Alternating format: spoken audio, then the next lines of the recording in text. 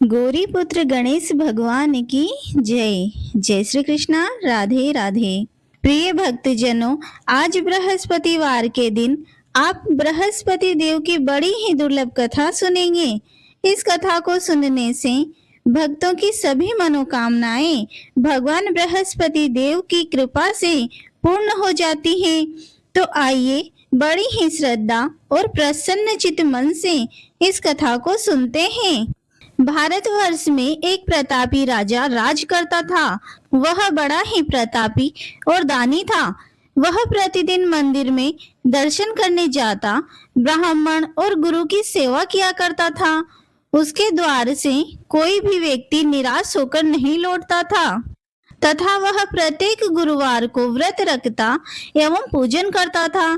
हर दिन गरीबों की सहायता करता था, परंतु यह सब बातें उसकी रानी को अच्छी नहीं लगती थी।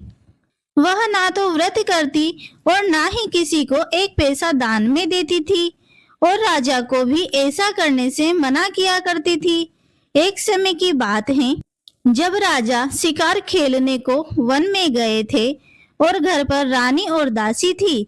उसी समय गुरु बृहस्पति एक साधु का रूप धारण कर राजा के दरवाजे पर भिक्षा मांगने आए। रानी से भिक्षा मांगी तो वह कहने लगी, हे साधु महाराज, मैं इस दान और पुण्य से तंग आ गई हूँ। मेरे से घर का कार्य ही समाप्त नहीं होता है। इस कार्य के लिए तो मेरे पति देव ही बहुत हैं। अब आप इस प्रकार की कृपा करें कि मेरा सारा धन नष्ट हो जाए ताकि मैं आराम से रह सकूं। साधु बोले, हे देवी, तुम तो बड़ी ही विचित्र हो। संतान और धन से कोई दुखी नहीं होता, इसको सभी चाहते हैं। पापी भी पुत्र और धन की इच्छा करते हैं। अगर तुम्हारे पास धन अधिक है तो भूखे मनुष्यों को भोजन करवाओ, प्याऊ लगवाओ, ब्राह्मणों को दान दो, धर्मशालाएं बनवाओ, कुआं, तालाब, बावड़ी, बाग बगीचों आदि का निर्माण करवाओ तथा निर्धन मनुष्यों की कुंवारी कन्याओं का विवाह करवाओ और अनेकों यज्ञ आदि धर्म करो। इस प्रकार के कर्मों से आपके कुल का और आपका नाम परलोक में सार्थक होगा और आपको स्वर्ग की प्राप्ति होगी। परंतु वह रानी इन सब बातों से खुश नहीं हुई। वह बोली, हे साधु महाराज, मुझे ऐसे धन की कोई आवश्यकता नहीं है जिसको और मनुष्यों को दान में दूं तथा जिसको रखने संभालने में ही मेरा सारा समय नष्ट हो जाए। साधु महाराज ने कहा, हे देवी, अगर तुम्हारी ऐसी इच्छा है तो ऐसा ही होगा। मैं तुम्हें जैसा बताता हूँ तुम वैसा ही करना। बृहस्पतिवार के दिन घर को गोबर से लीपना, अपने केसों को धोना, केसों को धोते समय स्नान करना, राजा से कहना वे हजामत बनवाए, बाहर जन्मे मांस मदिरा खाना, कपड़ा धोबी के यहाँ धुलने को डालना। इस प्रकार 7 बृहस्पतिवार करने से तुम्हारी सारी धन संपत्ति नष्ट हो जाएगी। यह कहकर वह साधु महाराज वहां से अंतर्ध्यान हो गए। रानी ने साधु के कहने के अनुसार वैसा ही किया। 3 बृहस्पतिवार ही बीते थे कि उसकी समस्त धन संपत्ति नष्ट हो गई और भोजन के लिए दोनों समय परिवार तरसने लगा तथा सांसारिक भोगों से दुखी रहने लगा। तब वह राजा अपनी रानी से कहने लगा, हे रानी, तुम यहाँ पर रहो, मैं दूसरे देश को जाऊं, क्योंकि यहाँ पर मुझे सभी मनुष्य जानते हैं, इसीलिए कोई कार्य भी नहीं कर सकता। देश चोरी परदेश भिक्षा के बराबर है। ऐसा कहकर राजा परदेश चला गया। वहां जंगल में जाता, लकड़ी काट कर लाता और शहर में बेचता। इस तरह जीवन व्यतीत करने लगा। इधर राजा के बिना रानी और दासी दुखी रहने लगी। किसी दिन भोजन मिलता और किसी दिन जल पीकर ही रह जाती। एक समय रानी और दासी को 7 दिन बिना भोजन के व्यतीत हो गए। तो रानी ने अपनी दासी से कहा, हे दासी, यहाँ पास ही के नगर में मेरी बहन रहती है, वह बड़ी धनवान है, तो उसके पास जा और 5 सेर बेजर मांग कर ले आ, जिससे कुछ समय के लिए गुजर हो जाएगी। इस प्रकार रानी की आज्ञा मानकर दासी रानी की बहन के पास गई तो रानी की बहन उस समय पूजन कर रही थी, क्योंकि उस रोज बृहस्पतिवार का दिन था। जब दासी ने रानी की बहन को देखा, तब उससे कहने लगी, मुझे तुम्हारी बहन ने भेजा है, मुझे 5 सेर बेजर दे दो। इस प्रकार दासी ने अनेक बार कहा, परंतु रानी ने उत्तर नहीं दिया, क्योंकि वह उस समय बृहस्पतिवार की कथा सुन रही थी। इस प्रकार जब दासी को किसी प्रकार का उत्तर नहीं मिला, तो वह बहुत दुखी हुई और क्रोधवश लौटकर अपने गांव को आकर रानी के पास आकर बोली कि हे रानी, आपके बहन तो बहुत धनी है, वह छोटे लोगों से बात नहीं करती, क्योंकि मैंने उनसे कहा तो उन्होंने कोई उत्तर ही नहीं दिया। मैं वापस चली आई। रानी बोली, हे दासी, इसमें उसका कोई दोष नहीं है। जब बुरे दिन आते हैं तब कोई सहारा नहीं देता। अच्छे बुरे का पता विपत्ति में ही लगता है। जो ईश्वर की इच्छा होगी वही होगा। यह सब हमारे भाग्य का दोष है। इधर उस रानी की बहन ने सोचा कि मेरी बहन की दासी आई थी, परंतु मैं उससे नहीं बोली, उससे वह बहुत दुखी हुई होगी। यह सोच कथा को सुन और विष्णु भगवान का पूजन समाप्त कर वह रानी अपनी बहन के घर चल दी और आकर अपनी बहन से कहने लगी, हे बहन, मैं बृहस्पतिवार का व्रत कर रही थी जब तुम्हारी दासी आई, परंतु जब तक कथा होती है तब तक ना तो उठते हैं और ना बोलते हैं, इसीलिए मैं ना बोली। कहो दासी, क्यों आई थी? रानी बोली, हे बहन, हमारे घर पर अनाज नहीं था। वैसे तो तुमसे कोई बात छुपी हुई नहीं है, इस कारण मैंने दासी को तुम्हारे पास 5 सेर बेजर के लिए भेजा था। रानी की बहन बोली, बृहस्पति भगवान सभी की मनोकामनाएं पूर्ण करते हैं। देखो, शायद तुम्हारे घर में अनाज रखा हो। इस प्रकार का वचन जब रानी ने सुना तो घर के अंदर गई। वहां उसे एक घड़ा बेजर से भरा मिल गया। तब वह रानी व बांदी बहुत ही खुश हुई। दासी कहने लगी, हे रानी, देखो, वैसे ही हमको भोजन नहीं मिलता तो हम रोज ही व्रत करते हैं। अगर इनसे व्रत की विधि और कथा पूछ लो तो हम भी किया करेंगे। रानी ने अपनी बहन से पूछा, हे बहन, बृहस्पतिवार का क्या नियम है? तब रानी की बहन ने बताया, बृहस्पतिवार के व्रत में चने की दाल और मुनक्का से भगवान विष्णु का केले की जड़ में पूजन करें तथा दीपक जलाएं, पीला भोजन करें तथा कथा सुने। इस प्रकार करने से गुरु भगवान प्रसन्न होते हैं, अन्न पुत्र धन देते हैं, मनोकामना पूरी करते हैं। इस प्रकार रानी और दासी दोनों ने निश्चय किया, दोनों बृहस्पति भगवान का पूजन जरूर करेंगे। 7 रोज बाद बृहस्पतिवार आया तो उन्होंने व्रत रखा। दासी गुड़साल में जाकर चना और गुड़ बीन लाई तथा उसके दाल से केले की जड़ का तथा विष्णु भगवान का पूजन किया। अब भोजन पीला कहाँ से आए? दोनों बड़ी दुखी हुई, परंतु उन्होंने व्रत किया तथा इस कारण गुरु भगवान प्रसन्न थे। 2 थालों में सुंदर पीला भोजन लेकर आए और दासी को देकर बोले, हे दासी, यह तुम्हारे और रानी के लिए भोजन है, तुम दोनों भोजन कर लेना।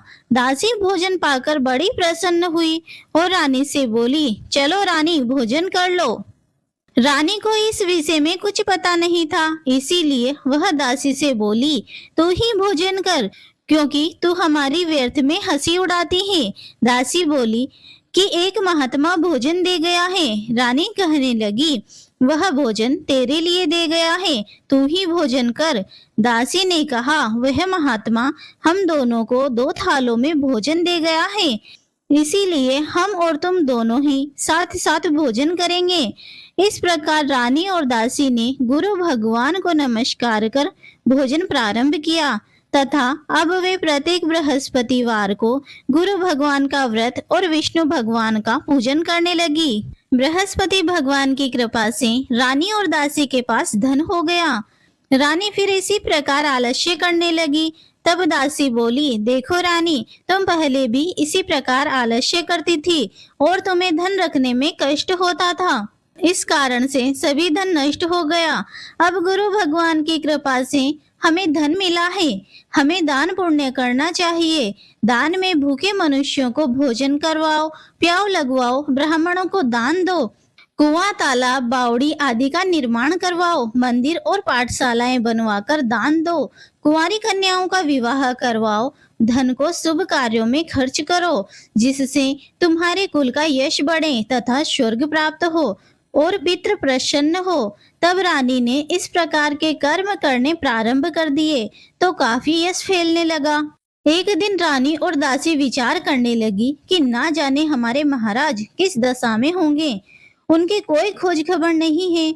गुरु भगवान से उन्होंने प्रार्थना की तो एक दिन भगवान ने रात्रि में राजा के स्वप्न में कहा कि हे राजन, उठ, तेरी रानी तुझको याद करती है, अपने देश को चला जा। राजा प्रातःकाल उठा और विचार करने लगा, स्त्री खाने और पहनने की ही साथी होती है, पर भगवान की आज्ञा मानकर वह अपने नगर के लिए चलने को तैयार हुआ। इससे पूर्व जब राजा परदेश चला गया था तो परदेश में दुखी रहने लगा। प्रतिदिन जंगल में से लकड़ी बीन कर लाता और उन्हें शहर में बेचकर अपने दुखी जीवन को बड़ी कठिनता से व्यतीत करता था। एक दिन राजा दुखी होकर अपनी पुरानी बातों को याद करके रोने लगा। तब उस जंगल में बृहस्पति देव एक साधु का रूप धारण करके आए और राजा के पास आकर बोले, हे लकड़हारे, तुम इस सुनसान जंगल में किस चिंता में बैठे हो, मुझको बतलाओ। यह सुनकर राजा के नेत्रों में जल भर आया और साधु की वंदना कर बोला, हे प्रभु, आप सब कुछ जानने वाले हो। इतना कहकर साधु को अपनी सारी कहानी सुना दी। महात्मा दयालु होते हैं। वे राजा से बोले, हे राजन, तुम्हारी स्त्री ने बृहस्पति देव का अपमान किया था, जिस कारण तुम्हारी यह दशा हुई। अब तुम किसी प्रकार की चिंता मत करो, भगवान तुम्हें पहले से अधिक धन देगा। देखो, तुम्हारी स्त्री ने बृहस्पतिवार का व्रत प्रारंभ कर दिया है और तुम मेरा कहना मानकर बृहस्पतिवार का व्रत करके चने की दाल और गुड़ को जल के लोटे में डालकर केले का पूजन करो। फिर कथा कहो और सुनो, भगवान तुम्हारी सारी मनोकामनाओं को पूरा करेंगे। साधु को प्रसन्न देखकर राजा बोला, हे प्रभु, मुझे लकड़ी बेचकर इतना पैसा नहीं मिलता जिससे मैं भोजन करने के उपरांत कुछ बचा सकूं। मैंने रात्रि में अपनी रानी को व्याकुल देखा है, मेरे पास कुछ भी नहीं है जिससे उसकी खोज खबर मंगा सकूं, और फिर मैं बृहस्पति देव की कौन सी कथा कहूं, यह भी मुझको मालूम नहीं है। साधु ने कहा, हे राजन, तुम किसी बात की चिंता मत करो। बृहस्पतिवार के दिन रोजाना की तरह लकड़ियां लेकर शहर को जाना, तुमको रोज से दुगना धन प्राप्त होगा, जिससे तुम भली भांति भोजन कर लोगे तथा बृहस्पति देव की पूजा का सामान भी आ जाएगा। बृहस्पतिवार की कहानी इस प्रकार से है। प्राचीन काल में एक ब्राह्मण था। वह बहुत ही निर्धन था। उसके कोई भी संतान नहीं थी। वह नित्य पूजा पाठ करता, परंतु उसकी स्त्री बहुत मलिनता के साथ रहती थी। वह न स्नान करती, न किसी देवता की पूजा करती। प्रातः काल उठते ही भोजन करती, बाद में कोई अन्य कार्य करती। इससे ब्राह्मण देवता बड़े दुखी थे। बेचारे बहुत कुछ कहते थे, किंतु उसका कोई परिणाम न निकलता। भगवान की कृपा से ब्राह्मण की स्त्री के कन्या रूपी रत्न पैदा हुई और वह कन्या अपने पिता के घर में बड़ी होने लगी। वह बालिका प्रातः स्नान करके विष्णु भगवान का जाप करने लगी, बृहस्पतिवार का व्रत करने लगी। अपने पूजा पाठ को समाप्त करके स्कूल जाती तो अपनी मुट्ठी में जौ भरकर ले जाती और पाठशाला जाने के मार्ग में डालती जाती। वह जो स्वर्ण के हो जाते तो लौटते समय उनको बीनकर घर ले आती थी। एक दिन वह बालिका सूप में सोने के जौ को फटक कर साफ कर रही थी तो उसकी माँ ने देख लिया और कहा, हे बेटी, सोने के जौ को फटकने के लिए सोने का सूप होना चाहिए। दूसरे दिन बृहस्पतिवार था। इस कन्या ने व्रत रखा और बृहस्पति देव से प्रार्थना करके कहा, हे प्रभु, यदि मैंने आपकी पूजा सच्चे मन से की हो तो मेरे लिए सोने का सूप दे दो। बृहस्पति देव ने उसकी प्रार्थना स्वीकार कर ली। रोजाना की तरह वह कन्या जौ फैलाती हुई स्कूल को गई और जब लौटकर जौ बीन रही थी तो बृहस्पति देव की कृपा से रास्ते में सोने का सूप मिला। उसे वह ले आई और उससे जो साफ करने लगी, परंतु उसकी माँ का वही ढंग रहा। एक दिन की बात है कि वह कन्या सोने के सूप में जो साफ कर रही थी, उसी समय उस शहर का राजपुत्र वहां से होकर निकला। इस कन्या के रूप और कार्य को देखकर मोहित हो गया और अपने घर जाकर भोजन तथा जल त्याग कर उदास होकर लेट गया। राजा को इस बात का पता लगा तो अपने मंत्रियों के साथ अपने पुत्र के पास गए और बोले, हे पुत्र, तुम्हें किस बात का कष्ट है? किसी ने तुम्हारा अपमान किया है या फिर कोई और कारण है? सो जो है वह कहो, मैं वही कार्य करूंगा जिससे तुम्हें प्रसन्नता हो। राजकुमार ने अपने पिता की बातें सुनी तो वह अपने पिता से बोला, हे पिताजी, आपकी कृपा से मुझे किसी बात का दुख नहीं है, ना ही किसी ने मेरा अपमान किया है, परंतु मैं उस लड़की के साथ विवाह करना चाहता हूँ जो सोने के सूप में जो साफ कर रही थी। यह सुनकर राजा आश्चर्य में पड़ गया और बोला, हे पुत्र, इस तरह की कन्या का पता तुम ही लगाओ, मैं उसके साथ तुम्हारा विवाह अवश्य करवा दूंगा। राजकुमार ने अपने पिता के वचन सुनने के पश्चात उस लड़की के घर का पता बतलाया। राजकुमार के बताए पते के अनुसार मंत्री उस लड़की के घर गए और ब्राह्मण कन्या का विवाह राजकुमार के साथ संपन्न हुआ। कन्या के घर से जाते ही पहले की भांति उस ब्राह्मण देवता के घर में गरीबी का निवास हो गया। अब भोजन के लिए भी अन्न बड़ी मुश्किल से मिलता था। एक दिन दुखी होकर ब्राह्मण देवता अपनी पुत्री के पास गए। बेटी ने अपने पिता की दुखी हालत को देखकर अपनी माँ का समाचार पूछा। तब ब्राह्मण ने सभी हाल कह सुनाया। कन्या ने बहुत साधन देकर अपने पिता को विदा किया। इस तरह ब्राह्मण का कुछ समय सुखपूर्वक व्यतीत हुआ। कुछ दिन के बाद फिर वही हाल हो गया। ब्राह्मण फिर अपनी कन्या के पास गया और सभी हाल कहा तो लड़की बोली, हे पिताजी, अब माताजी को यहाँ ले आइए, मैं उन्हें ये विधि बता दूंगी जिससे आपकी गरीबी दूर हो जाए।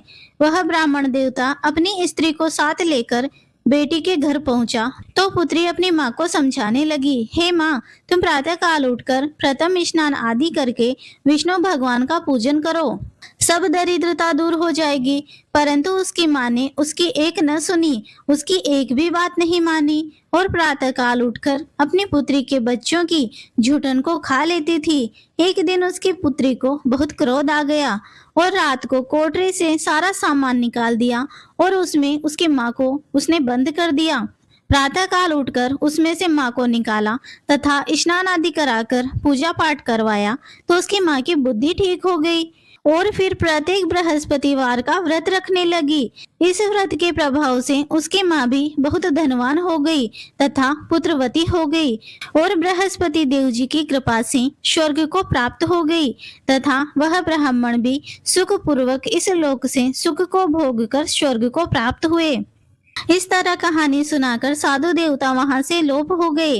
धीरे धीरे समय व्यतीत होने पर फिर बृहस्पतिवार का दिन आया तो राजा जंगल से लकड़ी काटकर किसी शहर में बेचने गया।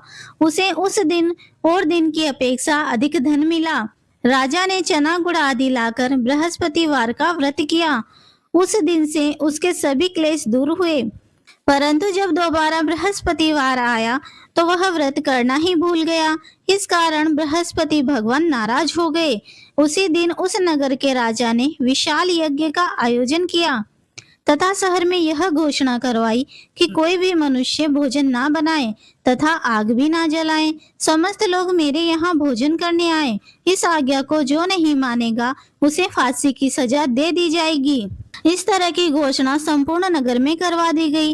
राजा की आज्ञा अनुसार नगर के सभी लोग भोजन करने गए, लेकिन लकड़हारा कुछ देर से पहुंचा, इसीलिए राजा उसको अपने साथ घर लिवा ले गए और ले जाकर भोजन करवा रहे थे तो रानी की दृष्टि उस खूंटी पर पड़ी जिस पर उसने अपना हार लटका रखा था। वह वहां दिखाई नहीं दिया तो रानी ने हार की चोरी के अपराध में लकड़हारे को सिपाही बुलवाकर जेल खाने में डलवा दिया।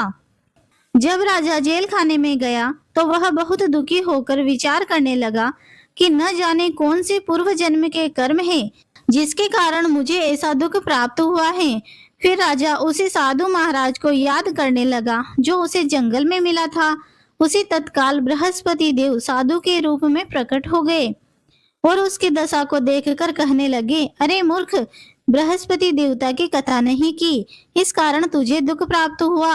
अब चिंता मत कर, बृहस्पतिवार के दिन जेल खाने के दरवाजे पर 4 पैसे पड़े मिलेंगे, उनसे तो बृहस्पति देव की पूजा करना, तेरे सभी कष्ट दूर हो जाएंगे। बृहस्पतिवार के दिन उसे 4 पैसे मिले। राजा ने उसी पैसे से व्रत और पूजन किया। उसी रात को जब राजा सो रहा था तो बृहस्पति देव ने राजा को स्वप्न में कहा, हे राजन, तुमने जिस आदमी को जेल खाने में हार की चोरी के अपराध में बंद कर रखा है वह निर्दोष है, वह राजा है, उसे छोड़ देना। रानी का हार उसी खूंटी पर टंगा हुआ है, अगर तू ऐसा नहीं करेगा तो मैं तेरे राज्य को नष्ट कर दूंगा। राजा प्रातःकाल उठा तो रानी का हार खूंटी पर टका देखकर लकड़हारे को बुलाकर क्षमा मांगी तथा राजा को योग्य सुंदर वस्त्र आभूषण देकर विदा किया। गुरुदेव की आज्ञा पाकर राजा अपने नगर को चल दिया। राजा जब नगर के निकट पहुंचा तो उसे बड़ा ही आश्चर्य हुआ। नगर में पहले से अधिक बाग, तालाब, कुएं, मंदिर तथा बहुत सी धर्मशालाएं आदि बनी हुई थी। राजा ने पूछा, यह सब किसके हैं? तो नगर के सब लोग कहने लगे कि यह सब रानी और दासी के हैं। तो राजा को आश्चर्य हुआ और गुस्सा भी आया। जब रानी ने खबर सुनी कि राजा आ रहे हैं तो उसने दासी से कहा, हे दासी, राजा हमको कितनी बुरी हालत में छोड़ गए थे, वह हमारी यह हालत देखकर लौट ना जाए, इसीलिए तू दरवाजे पर खड़ी हो जा। रानी की आज्ञा अनुसार दासी दरवाजे पर खड़ी हो गई। राजा आए तो उन्हें अपने साथ लिवा लाई। तब राजा ने क्रोध करके अपनी तलवार निकाली और पूछने लगा, यह बताओ कि यह धन तुम्हें कैसे प्राप्त हुआ? तब रानी ने कहा कि यह धन हमें बृहस्पति देव की कृपा से प्राप्त हुआ है। राजा ने निश्चय किया कि 7 रोज बाद तो सभी बृहस्पति देव का पूजन करते हैं, परंतु मैं रोजाना दिन में 3 बार कहानी कहा करूंगा और रोज व्रत किया करूंगा। अब हर समय राजा के दुपट्टे में चने की दाल बंधी रहती तथा दिन में 3 बार कहानी कहता। एक रोज राजा ने विचार किया कि चलो अपनी बहन के यहाँ हो आए। इस तरह निश्चय कर राजा घोड़े पर सवार होकर अपनी बहन के यहाँ चलने लगा। मार्ग में उसने देखा कि कुछ आदमी मुर्दे को लिए जा रहे हैं। उन्हें रोककर राजा कहने लगा, अरे भाइयों, मेरे बृहस्पतिवार की कथा सुन लो।